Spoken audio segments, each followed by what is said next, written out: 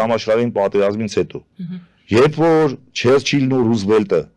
բանակցում էին դեսանտ իջեցնեն Եվրոպա մայրցամաքում Գերմանիայի դեմ, Չերչիլը պնդում էր դեսանտ իջեցնեն Բալկաններում։ Ամերիկացիք ասում էին Նորմանդիայում իջացնենք Ֆրանսիայի ափերին։ Չերչիլը ուզում էր Բալկաններում ափիջեցնել, որպեսզի իր կայսրության ազդեցություն տակ եղած երկրներ, ասենք Չեխոսլովակիան, Լեհաստանը, բանը մնա նորից իր ազդեցության տակ։ Որտեղ դրանց էմիգրանտական կառավարությունները Բենեշը, Մենեշը, Լեհի, բան սպիտակ Լեհեր, բան դեին գտնվում։ Հիմա այդ ժամանակ ես որ կարդացի Ռուզվելտի գիրքը, ասում է բանակցություններից հետո Ռուզվելտը իր սաբետնիկների հետ որ խոսում է, ասում է սրանն նայ, ասում է, ուզում է ամերիկյան զինվորի արյան գնով վերականգնի արևելյան ու կենտրոնական Եվրոպայում բրիտանական կայսրության ազդեցությունը։ Ասում է ինձ դա անընդունելի, ավելի լավ ասում է, այս տարածքները հանձնեմ Ստալինին, սովետական միությանը, հետո սովետից ես հետ կգրավեմ։ Հիմա սա ինչ եմ ասում, եթե որտեվ ամերիկացիք միշտ իհարկե բրիտանացիք էլ են տենց, բայց ամերիկան իրանց մեթոդի մեջ գերազանցեց։ Միշտ կարողանում են գլխավորն ու երկրորդականը իրարից տարբերել։ Ու երբ որ գլխավորը ընտրում են թե ինչն է իրանց համար, որ դա պետք է լուծեն, գործիքների մեջ խտրություն չեն դնում մեթոդների մեջ։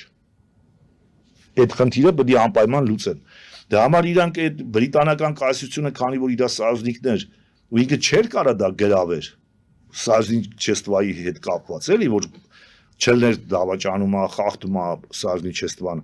Դրա հետ կապված կարամ ես, օրինակ Սիրիայի դեպքը ասեմ, ինչի Ֆրանսիան որոշակի ազդեցություն պահպանեց։ Սիրիան ու Լիբանանը ֆրանսիական առաջի համաշխարհից հետո այդ պայմանագրերով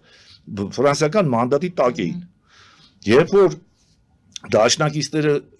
սկսան ափ իջնել Սիրիան, Լիբանանը վերցնելու, այդ ժամանակ որպես դաշնակցային զորքերի գլավնակամանդուշի ամերիկյան շտաբը, Էյզենհայերի շտաբը, բանը հրաման տվեց պարետային ժամ մտցնեն Դամասկոսում, Հալեպում, բանում, այդ սիրիական քաղաքներում, բանում, պարետային ժամ մտցնեն, բանի Դեգոլի գեներալները, որ ինքը փոքրականակ զորք ուներ, շատ փոքր էր իր մասնակցությունը, մի 2 թե 4 դիվիզիա էր այդ բախտերը, բայց սա Սիրիայում չէին, աշխարհի տարբեր, ասենք Ալժիրում էին բան։ Այդ ժամանակ ինչ էր, ֆրանսիացիները ասին ախպեր, անգլո-ամերիկյան զորքերն են այսօր Սիրիա մտել, Սիրիա, Լիբանան, իրանք են օկուպացրել, ոնց որ էլ մենք ստե չունենք ազդեցություն։ Դեգոլը ասեց, ոնց թե բան, ասին հա,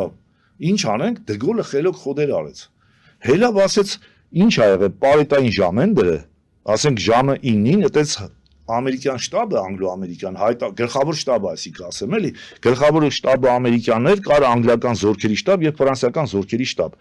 Գլխավոր շտաբը որպես ամերիկյան շտաբը հրաման տվեց քաղաքացիներին, որ ժամը 9-ից հայտարարվում է պարետային ժամ եւ պարետային ժամից հետո առանց հատուկ անցաթղթի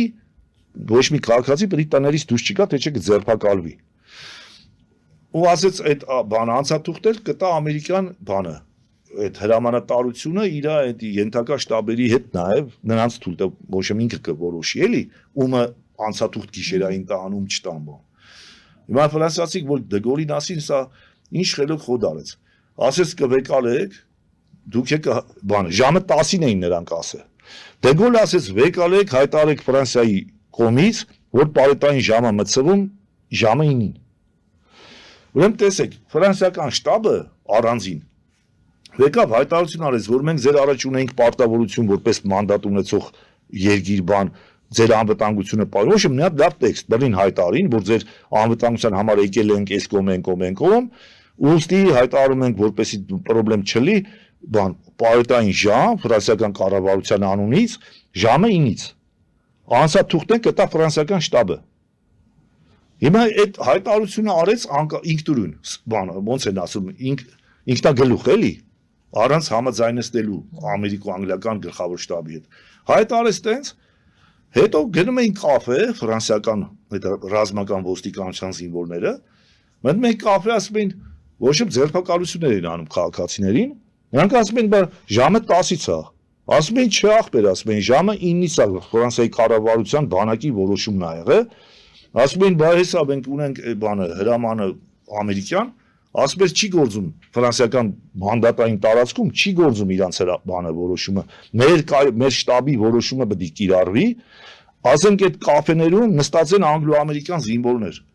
գարի դրանց էլ էին ասում խախտում թուղթ ունեք ֆրանսիական ասում են հեսա մեր թուղթ էլ մի ժամ կա համել թուղթ ունենք Սա Զանգեզուրի Միջանցքի հետ ինչպես եք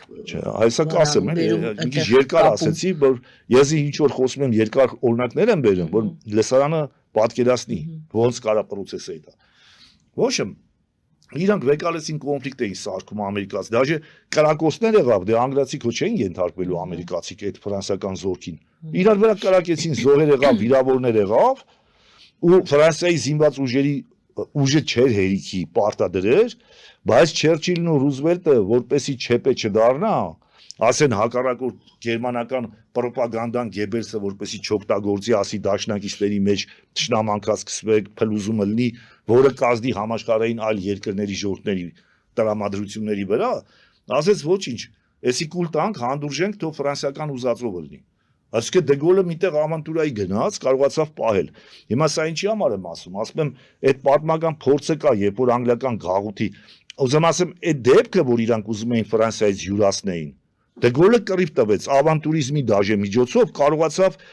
բանը Սիրիայի նկատմամբ առայսօր ֆրանսիական որոշակի ազդեցությունը պահի այդ ձև դեպքով, ես այդ որ նկարագրեցի ու տենց մի քանի դեպքերով։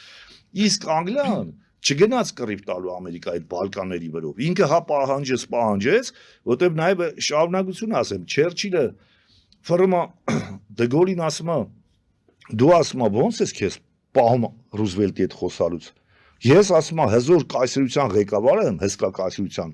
Իտո ես ինչ չեմ կարող այտես պայմ տենց խոսամ, ոնց որ դու ես քեզ պահում։ Ասում եմ ճիշտ ես ասում։ Դու հսկա կայսրության ղեկավար ես, լիքը տեղ ունես զիջելու։ Ես կրված պետության ղեկավար եմ, ես զարդի չունեմ, տեղ չունեմ զիջելու, սա կրվել եմ։ Ես ուրիշ ձևել չեմ կարող ինձ պահեմ։ Այսինքն իր հաշվարկը, այսինքն իր ավանտուրա կոչվածը, որը կողքից թվում ավանտուրա,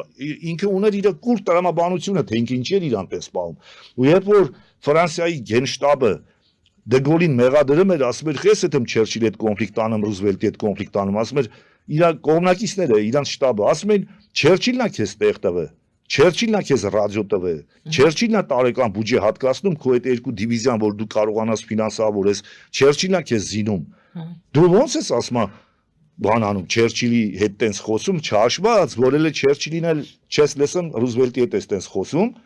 մեզի կբռնեն ասում ֆինանսավոր միս կզրկեն, կպրծնենք, բան։ Դեգոլը ինչ էր պատասխանում, ասում էր, երբ Գերմանիան պատերազմ սկսեց սովետական միության դեմ, այսինքն երկրորդ ճակատ բացեց։ Այդ պահից ինձ պարզ է, որ Գերմանիան կրվելու է, ու ես կլինեմ, թե որևէ մի հատ մայոր, ֆրանսիական բանակի մայոր, ներումնա Ֆրանսիան անկախանալու է, վերագտնելու է իր անկախությունը, վերականգնելու իր պետականությունը, բայց միայն ես կամ կլինեմ կամ ուրիշ ոչ ոք, ով կվերականգնի Ֆրանսիայի ձերժավնսը, ասենք տերութենականություն ասեմ, վեհություն ասեմ, վեհապետությունը,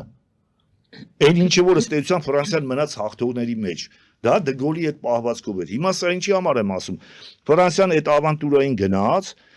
ու որոշակի ազդեցություն պահեց, ճիշտ է, հետագա շրջանում էր կորցնում։ Չերչիլը ռիսկ չարեց գնա ու հանձնեց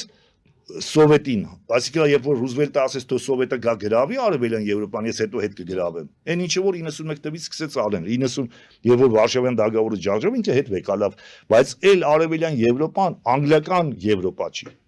այլ ամերիկյան ազդեցության տակ են Լեհաստանը բանը։ Հիմա գամ մեր Սյունիքի Թուրքիային։ Եթե այսօր Ամերիկային պետքա որ Թուրքիան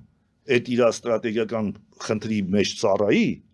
բնականաբար դի թույլ տանդեին նացիոնալիստական ուժերին, որ իրանք մեծ թուրան խոսան, մեծ իսլամ խոսան, չգիտեմ Օսմանյան կայսրություն խոսան, որպեսզի կարողանան այդան այդ քայլին։ Ասենք տեսեք, նա Ուկրաինայում ինչ էր Շուխևիչի ներողություն խոսելուց բացի Սյունիքի Միջանցքը եթե չլինի, չի իրականացվի, ճիշտ է։ Չէ, մի րոպե, ասում եմ Ամերիկան պետք է թույլ տա, որ ընդ ազգայնական ոգին բարձրանա, որտեղ ոչ մեկը հենց այնպես չի թում մեռնելու։ Հիմա երբ որ ամերիկացիք Ուկրաինայում խրախուսում էին Ստեփան Բանդերայի եւ Ռոման Շուխևիչի, որ հերոսի արձաներ սարքեն, հերոսի կոչում տվեցին ազգային հերոսի բանի, ինչի համար։ Որտեւ Ուկրաինան Իրանից ինչ որ մի պոտենցիալ էր ներկայացնում, որում ամերիկան իր ստրատեգիայի մեջ միսիա էր տեսնում դրա վրա։ Բայց ոչ լիբերալները, ոչ դեմոկրատները, ոչ սոցիալիստները երբեք չեն այդ հանուն հայրենիքի մեռնելու։ Դրանք բոլորը նյութապաշտներ են։ Լիբերալները կարող են մի քիչ իդեալիստներ լինեն, մնացած են նյութապաշտներ, այսինքն սոցիալիստը սոցիալական բանի համար կարող է ելնի պայքարի, դեմոկրատը կարող է ասի, չգիտեմ, ընտրություններ, ես սենց եմ ուզում, չեմ էթում բանակ, չգիտեմ, լիբերալն էլ, կարող ասի ախպեր ինչ կռիվ, ինչ բան։ Այդ մարդիկ տենց են, էլի, ասենք իրանք պացիֆիստություն կարան, ինչ ուզեն ասեն, իրանք տենց են։